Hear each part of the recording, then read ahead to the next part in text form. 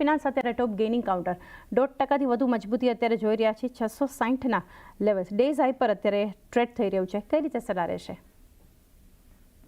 જે રીતે શ્રીરામ ફાઇનાન્સની અંદર એક ચાર્ટ સ્ટ્રક્ચર ફોર્મેશન છે, એક ઇમ્પોર્ટન્ટ 50-10ની મૂવિંગ એવરેજના આજે બ્રેકઆઉટ પણ જોવા મળી રહ્યો છે. અને જે રીતે એક રિટ્રેસમેન્ટ બાદ સ્ટોકમાં ફરીથી એક સ્ટ્રેન્થ રિઝ્યુમ થતા જોવા મળી રહી છે. વ્યૂ પોઝિટિવ છે. લાગી રહ્યું છે કે ઉપરમાં જે ઇમ્પોર્ટન્ટ રેઝિસ્ટન્સ ફોર્મેશન 680 680ના લેવલ્સ આ સ્ટોકની અંદર આપણને આવતા જોવા મળી શકે છે.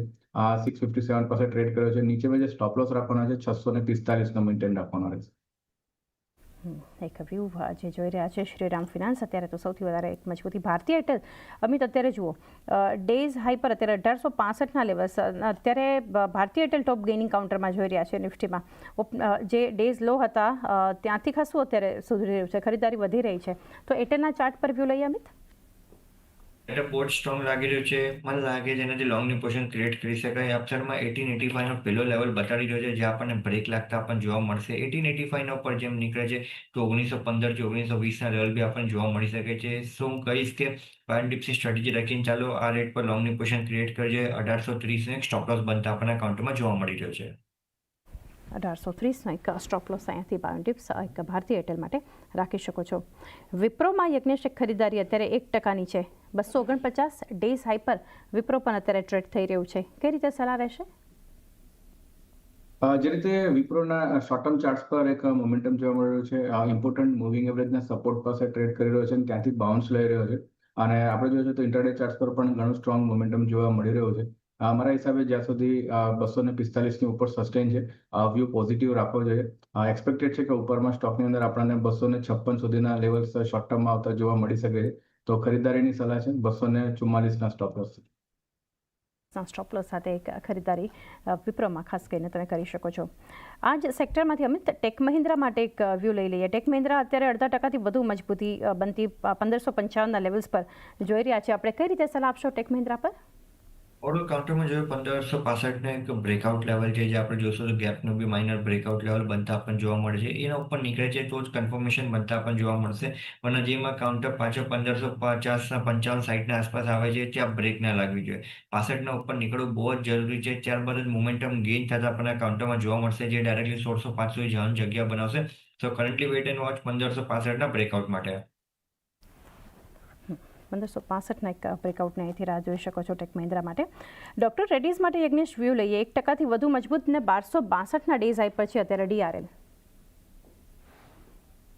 એક્ઝેક્ટલી જોઈએ છે તો ઘણો સ્ટ્રોંગ એક રેન્જ કન્સોલિડેશનનો બ્રેકઆઉટ ડોક્ટર રેડ્ડીઝમાં જોવા મળી રહ્યો છે. 1250ની ઉપર સસ્ટેન થઈ રહ્યો છે કાઉન્ટર. મલ્ટિપલ ટાઈમ્સ આ લેવલ્સ રીટેસ્ટ કર્યા છે અને ત્યાં ક્યાંક ને ક્યાંક વેચવાલી જોવા મળી રહી હતી. ઇવન બ્રોડર માર્કેટને કમ્પેર કરીએ છીએ નિફ્ટી ઇન્ડેક્સ સાથે તો પણ સ્ટોકની અંદર એક આઉટ પરફોર્મન્સ જોવા મળી રહ્યું છે. અને ઘણા ઇમ્પોર્ટન્ટ લેવલ્સને અત્યારે આપણે ઉપર સસ્ટેન કરી રહ્યા છીએ. વ્યૂ પોઝિટિવ છે. શોર્ટ ટર્મની અંદર સ્ટોકની અંદર મારા હિસાબે ઉપરમાં લગભગ 1290-1300 સુધીના લેવલ્સ આવતા જોવા મળી શકે છે, જે ઘણા ઇમ્પોર્ટન્ટ રેઝિસ્ટન્સ છે ગેપનો પ્રીવિયસલી. તો એક એક્સપેક્ટેડ છે કે અપમૂવ જોવા મળે 1290 થી 1300ના લક્ષ્યાંક માટે. નીચેમાં જે સ્ટોપ લોસ મેન્ટેન રાખવાનો રહેશે 1245નું. 1245નો એક સ્ટોપ લોસ અહીંયાથી તમે મેન્ટેન રાખી શકો છો. ડોક્ટર રેડ્ડીઝ અત્યારે એક ડેઝ હાઈ પર ટ્રેડ થતો આપણને જોઈ રહ્યા છે. બજાજ ટ્વિન્સ માટે વ્યૂ અમિત કાલે ઘટ્યા હતા. ઓવરઓલ એનબીએફસીમાં મજબૂતી, પરંતુ બજાજ ફિનાન્સ અને બજાજ ફિનસર્વમાં એક ઘટાડો હતો. આજે એક બાઉન્સ બેક બતાવી રહ્યા છે. બંને 0.5% આસપાસની ખરીદદારી સાથે કઈ રીતે સલાહ આપશો? બજાજ ફિનસર્વની વાત કરીએ આપણે તો એનાથી 50 DMA સપોર્ટ પર કાઉન્ટર ચાલતા પણ જોવા મળે છે. એ લેવલનો બ્રેકડાઉન આવે છે, એના નીચે સ્ટેબલ થાય છે 1990ના નીચે, તો જ નવી શોર્ટની પોઝિશન ક્રિએટ કરવાની સલાહ રહેશે. એવારના મને લાગે છે કાઉન્ટર સાઇડવેઝ ચાલતા આપણને બજાજ ફિનસર્વ જોવા મળી શકે છે. બજાજ ફાઇનાન્સની આપણે વાત કરીએ તો બજાજ ફાઇનાન્સમાં ઓલરેડી આપણે જોઈશું તો 50 DMAના નીચે આવી ગયો છે. હવે જે મેજર એનાથી બ્રેકડાઉન લેવલ એનાથી કાઉન્ટરને જોવા મળે છે, જ્યાંથી આપણને ફ્રેશ શોર્ટ ઇનિશિએટ થતા પણ જોવા મળશે. 8970 છે. 8970ના લેવલનો જેમ બ્રેકડાઉન આવે છે, ત્યારબાદ હું કહીશ કે નવી શોર્ટની પોઝિશન ક્રિએટ કરી શકાય. કરન્ટલી હું કહીશ કે લેવલનું જ્યાં સુધી બ્રેકડાઉન થતું નથી ત્યાં સુધી વેઇટ કરવું જોઈએ. તો એક વ્યૂ બનતો જોઈ રહ્યા છે એક બજાજ ફિનાન્સ બજાજ ફિનસર્વ માટે. મિડકેપમાં અત્યારે જુઓ જબરદસ્ત 300 અંકની ખરીદારી, જે રિકવરી આવી છે ડેઝ લોથી, એના અમુક સ્ટોક્સ પર ચર્ચા કરી લઈએ. એક જીઆરએસસી માટે યજ્ઞેશ 6.5%ની ખરીદારી, વોલ્યુમ બેઝડ બાઇંગ આ સ્ટોક બતાવી રહ્યું છે. ગાર્ડન રીચ બિલ્ડર્સ, કઈ રીતે આપ સલાહ આપશો અહીંયા? જીઆરએસસીની અંદર એક ઘણો સ્ટ્રોંગ મોમેન્ટમ છે અને પાછલા ઘણા સમયથી જોઈએ છે તો વોલ્યુમ્સમાં આપણે જોઈએ છે કે વોલ્યુમ સાથે કાઉન્ટર વધી રહ્યું છે. ઓવરઓલ જોઈએ છે તો ઘણો ઇમ્પોર્ટન્ટ બ્રેકઆઉટ હતો 2850 પાસે. કાઉન્ટરમાં ત્યાં એક કન્સોલિડેશન પણ જોવા મળ્યું 2 થી 3 ટ્રેડિંગ સેશન, ત્યાંથી ફરીથી સ્ટ્રેન્થ રિઝ્યુમ થઈ છે. તો ચાર્ટ સ્ટ્રક્ચર ઘણા પોઝિટિવ છે, પરંતુ જે રીતે એક વન સાઇડેડ મૂવ જોવા મળી રહ્યો છે, આ લેવલ્સ પર થોડું ડિફિકલ્ટ લાગી રહ્યું છે બાઇંગ કરવા માટે, કારણ કે સ્ટોપ લોસના લેવલ્સ ઘણા દૂર થાય છે નીચે. તો એકવાર વેટ એન્ડ વોચ કરવું જોઈએ, થોડું રિટ્રેસમેન્ટ થાય છે ત્યાં સુધી વેટ એન્ડ વોચ કરવું જોઈએ. વેટ એન્ડ વોચનો એક વ્યૂ. આ જ સેક્ટરમાંથી વધુ એક કાઉન્ટરમાં જ્યાં વોલ્યુમ બેઝડ બેંક છે, કોચિન શિપયાર્ડનું કાઉન્ટર છે. અમિત, વ્યૂ લઈએ. 3.5% મજબૂત છે અત્યારે.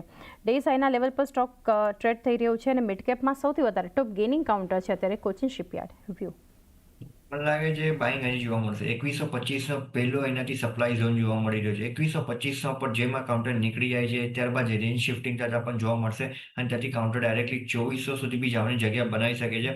સો અગર આજના દિવસમાં 2125 પર આ કાઉન્ટર ક્લોઝિંગ આપી રહી છે, તો મને લાગે છે મિનિમમ 300 પોઈન્ટનો ગેઇન આપણને અહીંયાથી ઇન્સ્ટન્ટ બેઝિસ પર જોવા મળી શકે છે. સો લોંગની પોઝિશન ડેફિનેટલી ક્રિએટ કર્યું છે. જે હિસાબથી અહીંયાથી વીકલી ચાર્ટના હિસાબથી પેટર્ન બનતા પણ જોવા મળે છે, બહુ સ્ટ્રોંગ પેટર્ન બનતા પણ જોવા મળે છે. જેના લીધે મને લાગે છે કન્ફર્મેશન હજી વધી રહ્યું છે આ કાઉન્ટરમાં લોંગની પોઝિશન ક્રિએટ કરવા માટે. તો એક વ્યૂ બનતો જોઈ રહ્યા છીએ. એક કોચિન શિપયાર્ડના કાઉન્ટરમાં વોલ્યુમ બેઝડ બાઇંગ આપણને બનતું જોઈ રહ્યા છીએ. આ સિવાયનો સ્ટોક છે અત્યારે સ્વિગી માટે. યજ્ઞેશ, વ્યૂ લઈએ. અત્યારે 2.5-3% ખરીદારી. ડેઝ હાઈના લેવલ પર આ કાઉન્ટર પણ આપણને ટ્રેડ થતું બતાવી રહ્યું છે. આપ કઈ રીતે સલાહ આપશો? આ કાઉન્ટરમાં આપણે જોઈએ છે તો ઘણા સમયથી સ્ટોકની અંદર 345-350ના લેવલ્સ મલ્ટિપલ ટાઈમ રીટેસ્ટ થયા છે અને આ લેવલ્સ પર ઘણા સ્ટ્રોંગ રેઝિસ્ટન્સ છે અને વેચવાલી આપણે જોવા મળી રહી છે.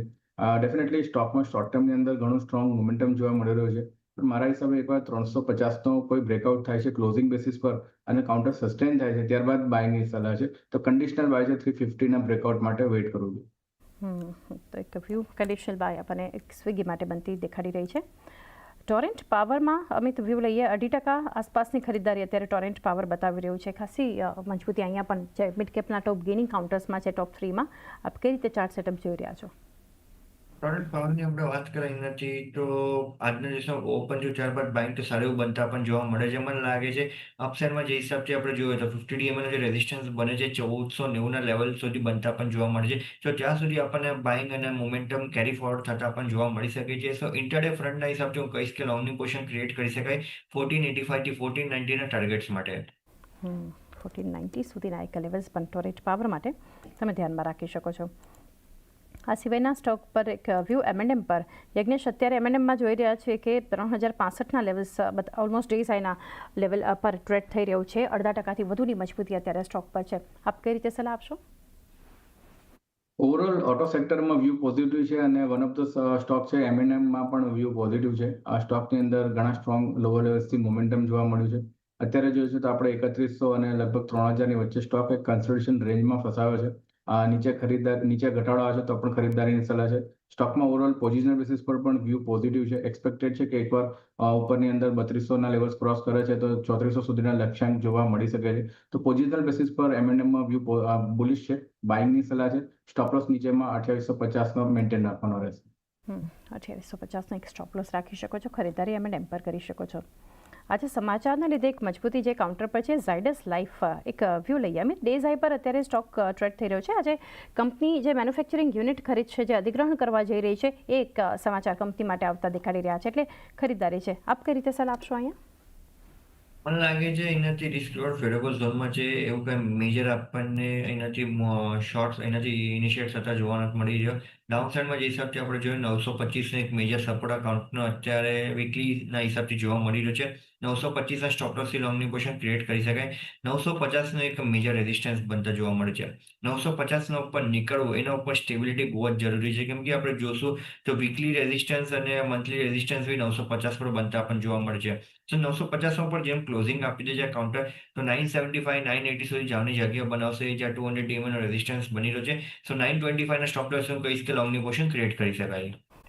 950